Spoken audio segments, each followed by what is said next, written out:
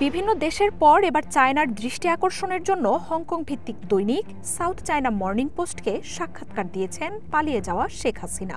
এবারও যথারীতি সরাসরি বা ফোনে নয়, ইমেইলেই। সেই ইমেইল বার্তায় তিনি দাবি করেন, আওয়ামী লীগের লাখো সমর্থককে বাদ দিয়ে নির্বাচন আয়োজন করছে অন্তর্বর্তী সরকার।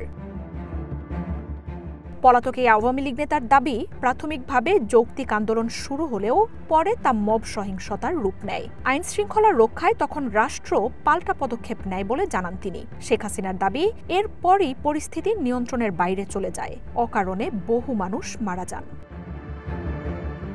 এসব মৃত্যুর ঘটনায় ব্যথিত বলে দাবি করেন তিনি। তবে সাউথ চায়না মর্নিং পোস্টের সাক্ষাৎকারেও নিজ মুখে গুলির নির্দেশ দেওয়ার কথা পুরোপুরি নাকচ করে দেন শেখ হাসিনা। যদিও টেলিফোনে শেখ হাসিনার নির্দেশের পুরো অডিও আছে, তারপরও তিনি দাবি করছেন তার রাজনৈতিক প্রতিপক্ষরা এই নিয়ে অভিযোগ করলেও বিশ্বাসযোগ্য কোনো প্রমাণ দেখাতে ব্যর্থ হয়েছে। মানবতা বিরোধী অপরাধে রায়ের অপেক্ষায় থাকা শেখ হাসিনা আন্তর্জাতিক অপরাধ ট্রাইব্যুনালেরও তীব্র সমালোচনা করেন। এই আদালতকে রাজনৈতিক বিরোধীদের দ্বারা পরিচালিত এক বিচারিক উপহাস বলে দাবি করেন তিনি।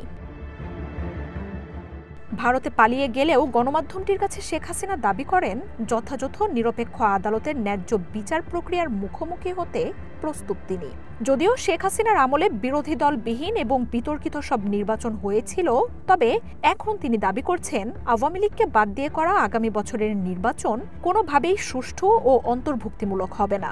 সরকার হোক বা বিরোধী, বাংলাদেশের রাজনৈতিক আলোচনায় আওয়ামী লীগের অংশগ্রহণ থাকতেই হবে বলে দাবি তোলেন তিনি।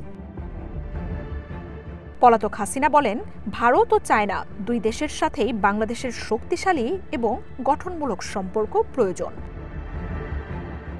ক্ষমতাচ্যুত সাবেক এই প্রধানমন্ত্রী বলেন, সঠিক পরিস্থিতিতে দেশে ফেরত আসবেন তিনি। তবে নবগঠিত দল ন্যাশনাল সিটিজেন পার্টি এনসিপির সাথে যে কোনো সহযোগিতার সম্ভাবনা উড়িয়ে দিয়েছেন।